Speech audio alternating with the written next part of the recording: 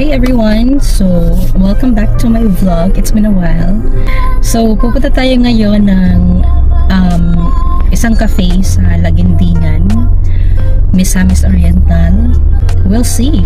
And sana makita natin ang mga magagandang tanawin sa Laguindingan dito sa Misamis Oriental.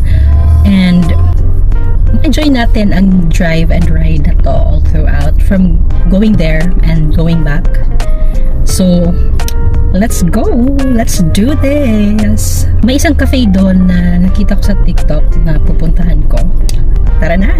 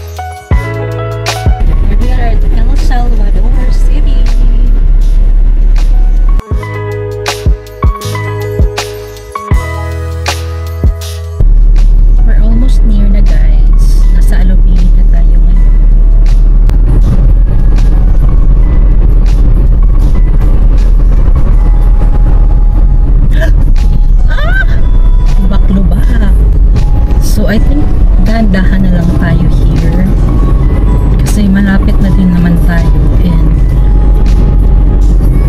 hindi ko kabisado yung daan-daan dito. Yung mga daan dito, if meron bang mga lubak-lubak or what not, so it's better to slow down. Ayan, di ba?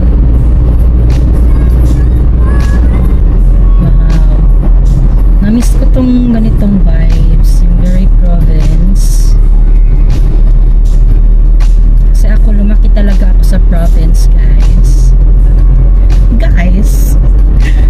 Tsaka. Oh yes, totoo. Lumaki ako sa province, sa Bohol. Province of Bohol. And I can see na sanay talaga ako sa mga provincial moves. Provincial moves. Yung mga galawang pang province. childhood ko talaga kasi province talaga siya.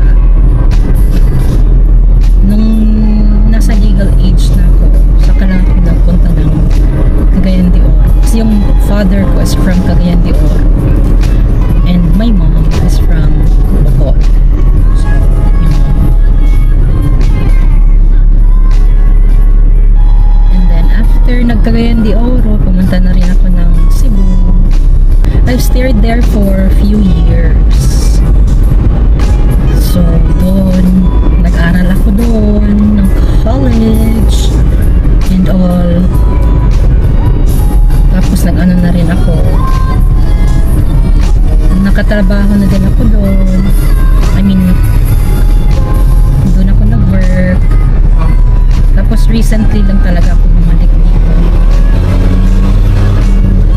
Recent lang ako bumalik dito sa Cagayan de Oro. No. Exit the roundabout onto Airport Access Road.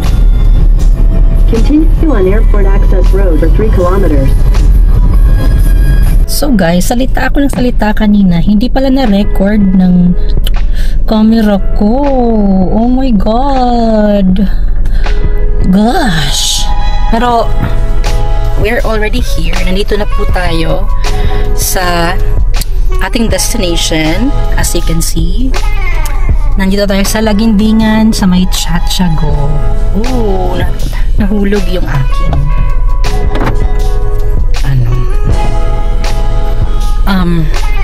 dashcam, rear view na camera, nahulog. Tapos nandito na tayo guys, sobrang wala masyadong tao, which is I like, kasi gusto ko yung peace, ganitong vibes, province vibes. And we'll see ano yung makukuha or ma-order nating food sa Chatchago. Let's go! We're here. We're here in Chatchago. Wow.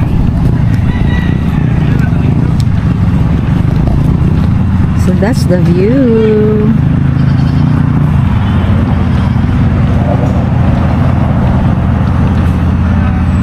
Ayan.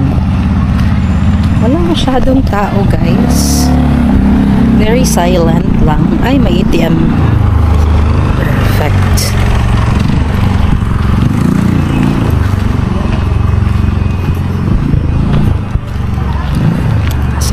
Order here.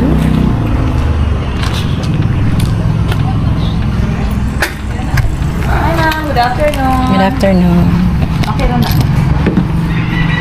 Naray malingkuran na lang. Nasa likod mo. Na dito. Taas. Okay pa dito sa ito. Okay.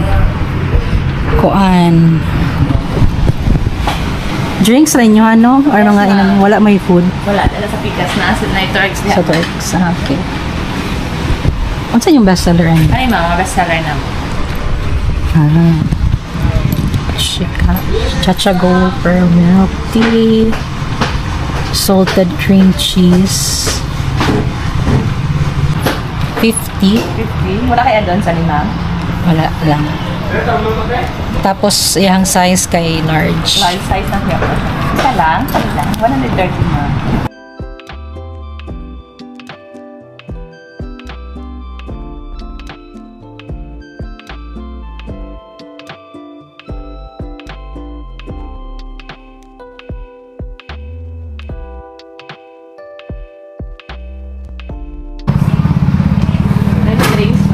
Thank you, ma'am. Thank you. Thank you.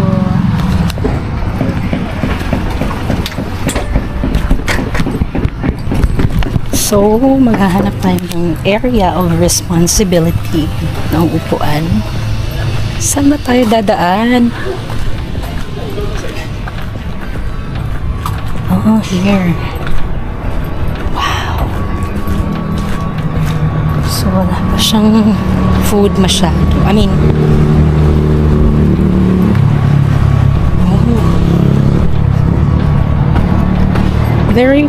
very peaceful and wala pa masyadong tao here guys. Mainit din siya no, pero it's okay. I like the init. So I think I'm just gonna sit into this area. Meron pa ata silang mga binibuild kasi may mga ano pa dito.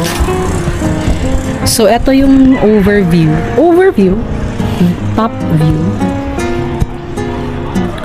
Sana dinala ko na yung isang battery. Yan. Meron pang gagawin ata dyan. Ito at saka dyan. Para siyang, I think, cafe, pero walang tao. Or wala pang, or meron ba? But hindi siguro open. Not sure. Ang ganda. I think paggabi, maganda dito paggabi.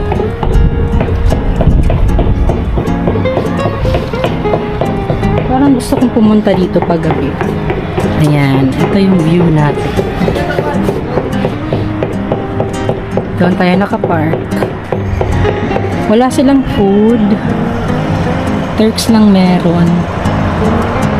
And hindi ako masyadong kumakain ng Turks. So, I'll just stay here instead. Nag-order lang ako ng taasan natin ng konti.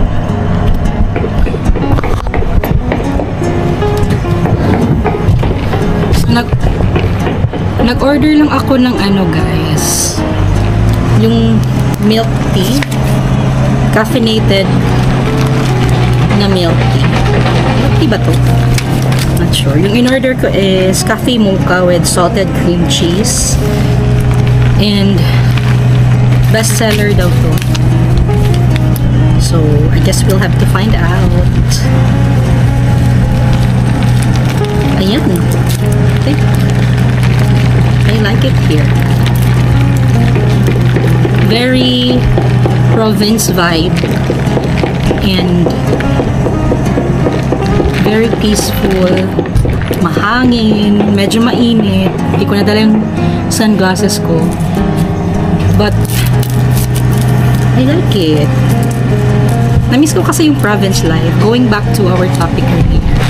Yun nga, laking ano ako, province.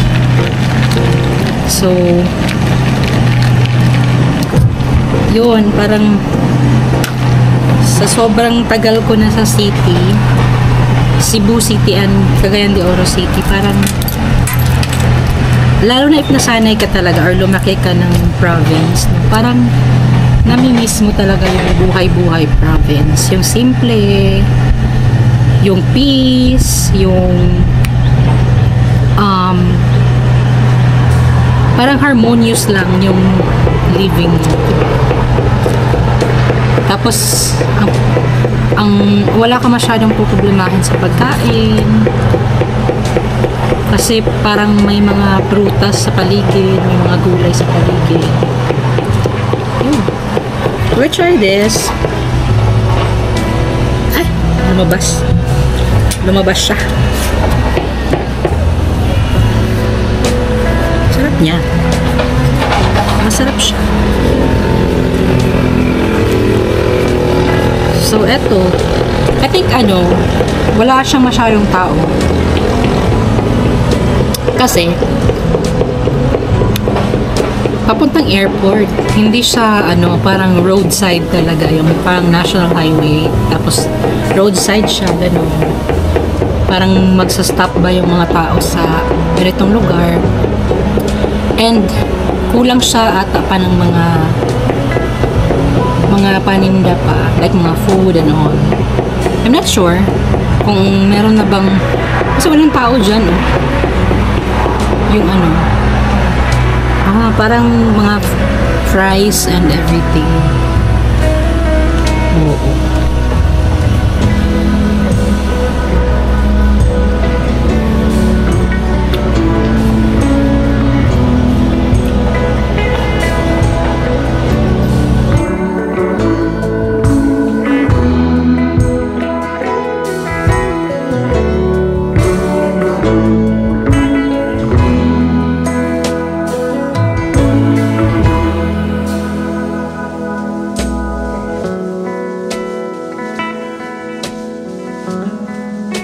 My God, guys. Natatay ako, guys. Tapos uminom pa ako nito. Lagot.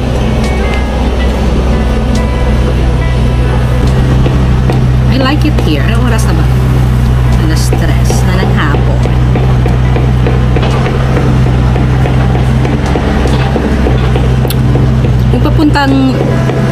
Yung daan papunta doon. Diyan na yung Laguindingan Airport. I-enjoy ko muna tong aking milk tea.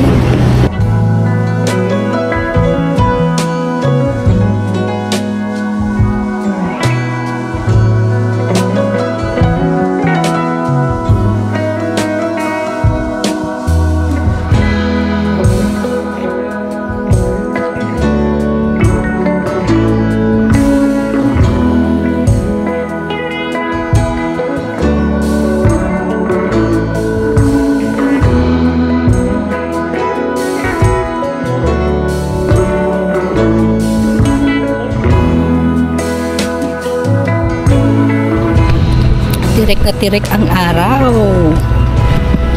And dito na muna tayo sa sasakyan magtatambay. Sobrang init. Sakit sa mata. And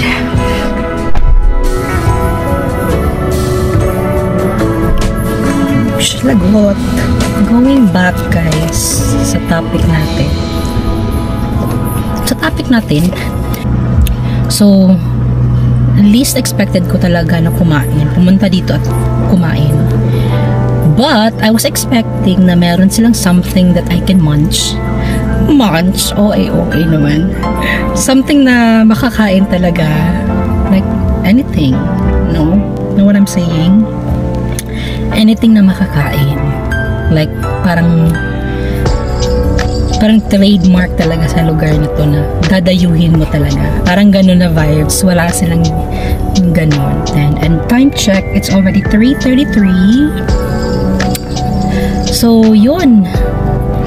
Maya-maya, mga 4 siguro. Alis na ako dito.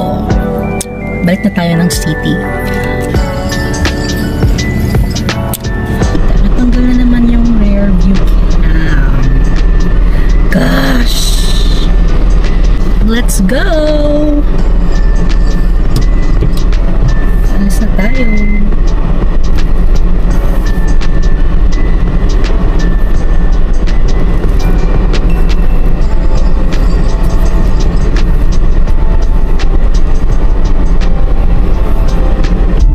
Cha-cha-ga, cha-cha-cha-cha-cha-ga. Cha-cha-ga, cha-cha-cha-cha-cha-ga. Feeling ko maulan na sa ngayon, sa syudad.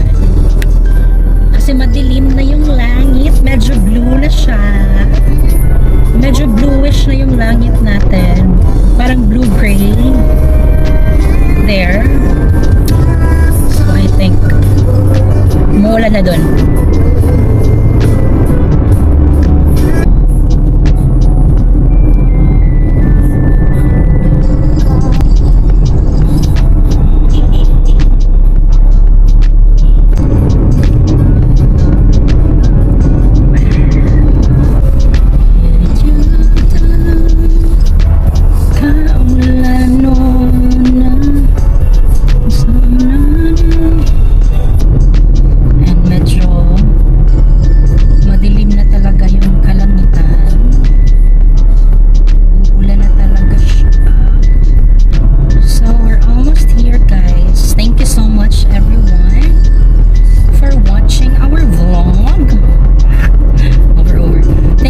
Guys for watching my vlog, and hopefully you'll subscribe